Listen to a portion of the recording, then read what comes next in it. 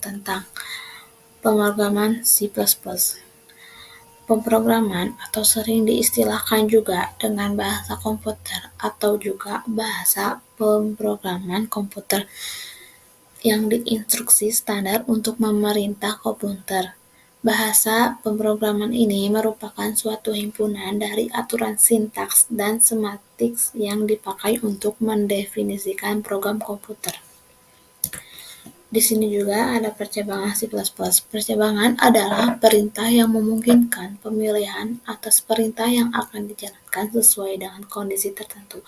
Percabangan atau branching di dalam pemrograman ini digunakan oleh komputer untuk menentukan langkah kerja instruksi.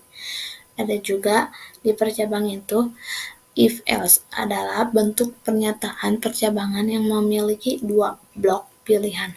Blok yang pertama akan dieksekusi jika kondisi itu benar atau true, dan blok yang kedua akan dieksekusi jika kondisi bernilai salah atau false. Ada juga switch case adalah percabangan kode program di mana kita membandingkan isi sebuah variabel dengan beberapa nilai.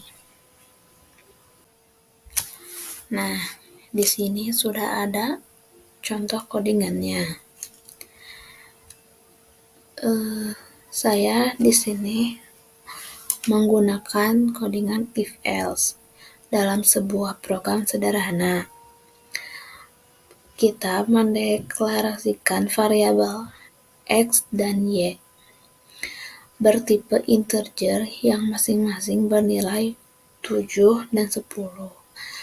Merupakan satu rangkaian blok kode percabangan atau bukan rangkaian terpisah. Pada bagian kondisi dari sintaks percabangan if, kita lihat berisi kondisi ini. Jika nilai x lebih besar atau sama dengan y, maka perintah akan dieksekusi. Namun, jika tidak, maka perintah yang ada pada blok else, dalam hal ini, perintah akan dieksekusi juga. Berbeda dengan di mana ketika kondisinya salah, maka tidak ada perintah khusus yang akan dieksekusi. Pada contoh ini, jika yang dieksekusinya x lebih besar sama dengan y, bernilai false atau salah. Jika misalnya saya merubahnya nilainya x dengan 20 dan y menjadi 8, maka akan dieksekusi karena akan bernilai false atau salah.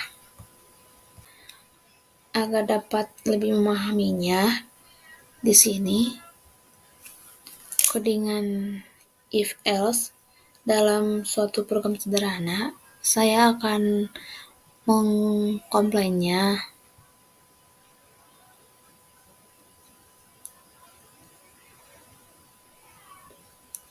Lalu saya akan running. Nah, di sini ada x lebih kecil daripada y. Karena nilai x-nya 7 dan nilai y-nya 10 akan bernilai true karena benar. Karena x-nya 7, y 10. Jadi x lebih kecil daripada y. Nah, di sini saya sudah membuat codingannya untuk switch case. Karena di codingan ini perlu diketahui jika switch case tanpa break dan memiliki banyak konstantan seperti yang ada dalam struktur di sini. Ketika pada konstantan 1 sudah bernilai benar atau true sesuai kondisinya, maka program ini akan diteruskan ke pilihan selanjutnya. Jadi, nantinya output program akan ditampilkan isi statement dari konstantan 1 ke konstantan 2 dan default sekaligusnya. Nah, di sini jika saya di-compile, karena sudah di-compile, lalu saya akan di-running. Nah, di sini ada masukkan nilai. Jika saya memasukkan nilainya 15, lalu di sini akan muncul benar karena di sininya saya defaultnya benar. Nah, switch-nya saya memasukkan, jadi memasukkan nilai. Saya memasukkan nilainya 15, jadi akan munculnya benar. Jadi, jika dalam statement suatu case ini terdapat perintah break, program akan langsung berhenti dari pemilihan sampai blok terakhir switch case tanpa mengeksekusi pemilihan konstantan setelahnya. Jika saya running, saya akan memasukkan munculnya angka 2. Nah, di sini pasti output yang seharusnya ada pada case nomor 2. Tanpa break nilai konstantan yang bernilai true, default akan tetap dieksekusi atau nilai true yaitu nilai yang akan dimasukkan dalam variabel sama dengan nilai konstantan case-nya. Nah, di sini juga ada bahasa pemrograman C++ perulangan. Perulangan adalah instruksi program yang bertujuan untuk mengulang beberapa baris perintah. Fungsinya paling sederhana yaitu untuk mempermudah melakukan suatu proses yang berulang-ulang seperti mencetak angka dari 1 sampai 100. Dan di sini juga ada struktur kontrol perulangan dalam C++. Ada for untuk mengulang suatu proses yang telah diketahui jumlahnya, dan untuk while untuk mengulang suatu proses yang belum diketahui jumlahnya. Mengecekkan kondisi akan dilakukan terlebih dahulu. Jika kondisi bernilai true, maka looping akan berlanjut. Dan di perulangan ini ada struktur perulangan for terdiri ada 3, yaitu ada struktur for menaiki, ada struktur for menurun, ada struktur for bersarang. Nah, di sini saya membuat codingannya yang struktur perulangan for menaik. Nah, di sini saya membuat program yang menggunakan A jika kurang lebih dari 10, maka cetak terus perulangan. Saya membutuhkan increment-nya untuk menambahkan si A tambah 1, kemudian lalu dicetak variabel si A-nya tersebut. Program ini akan mencetak dari angka 1 sampai 10.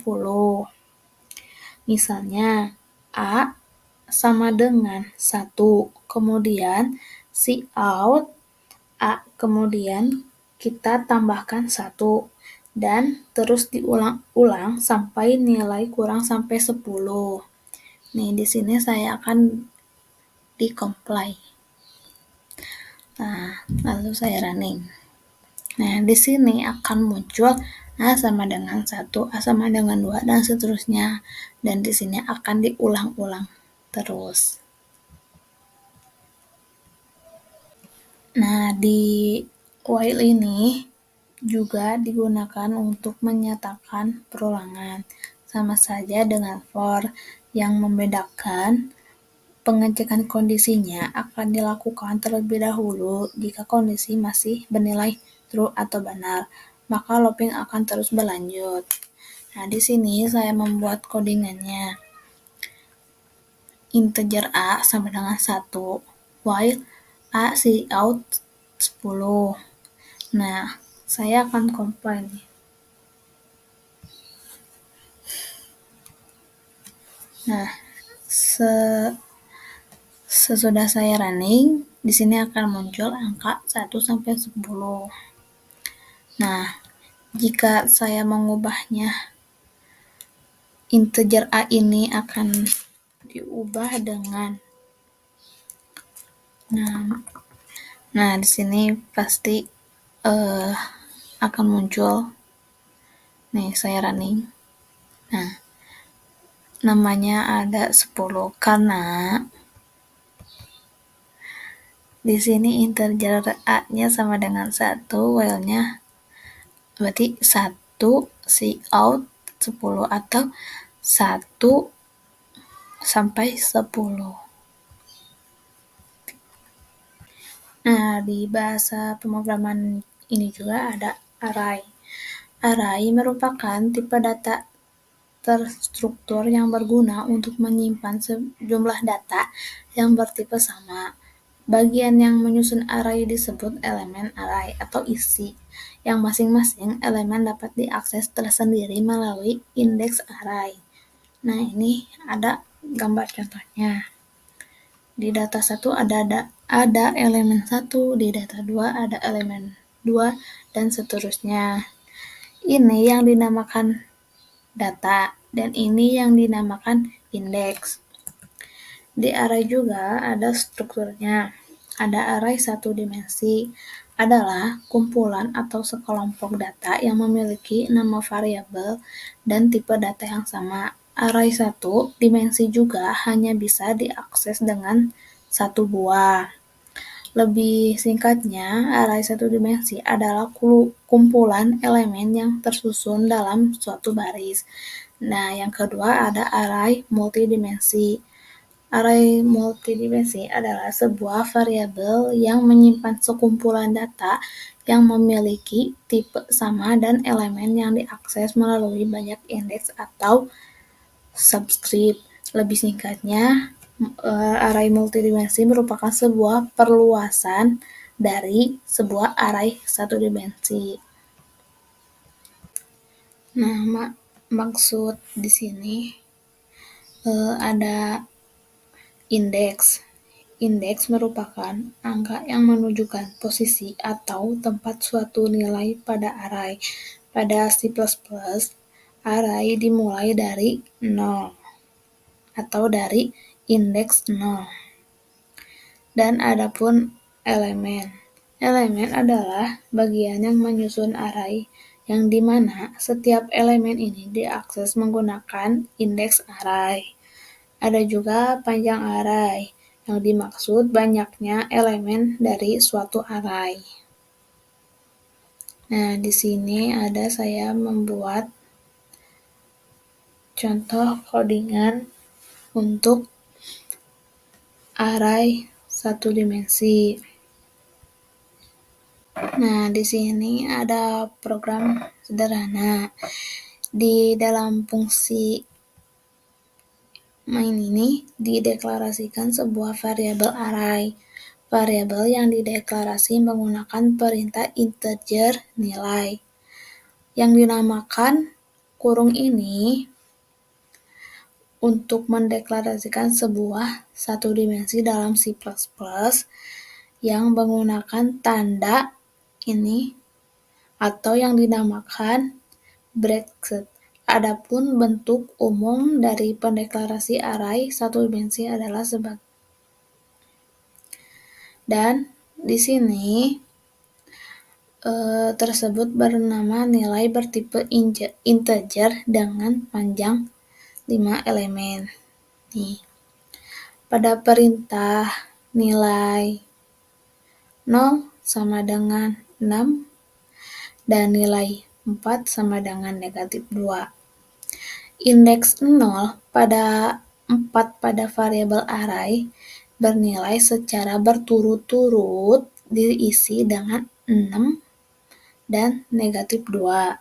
Pada perintah nilai 3/2 sama dengan 2, nilai 2 ditugaskan ke dalam indeks 1 dari array nilai. Ditugaskan ke indeks 1 karena nilai 3/2 ini sama dengan nilai 1 atau dibulatkan 1,5 ke bawah oleh compile menjadi 1. Pada perintah nilai 2 sama dengan nilai 0, nilai dari indeks 0 ini variabel array nilai dikopi ke indeks 2, sehingga indeks 2 memiliki nilai yang sama isi atau indeks 0. Di sini terjadi proses pengambilan elemen array sekaligus penugasan nilai ke dalam indeks tertentu.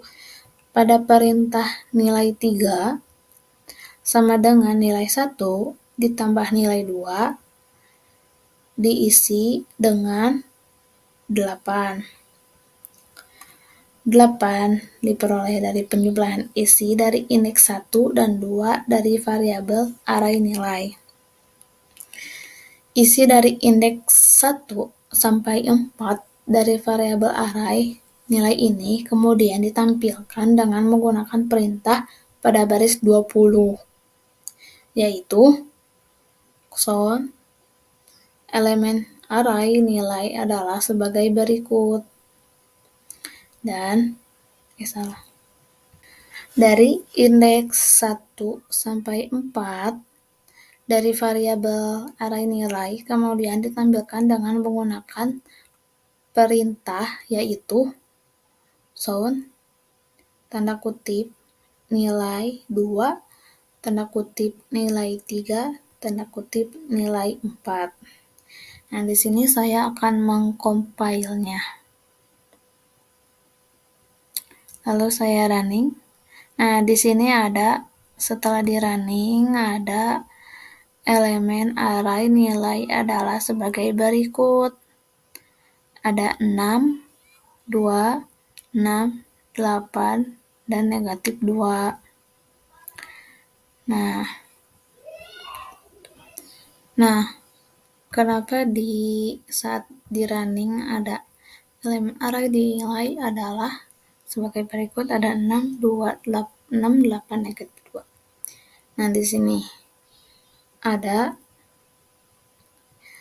untuk 2 dari sini sama dengan nilai 1 sama dengan 2.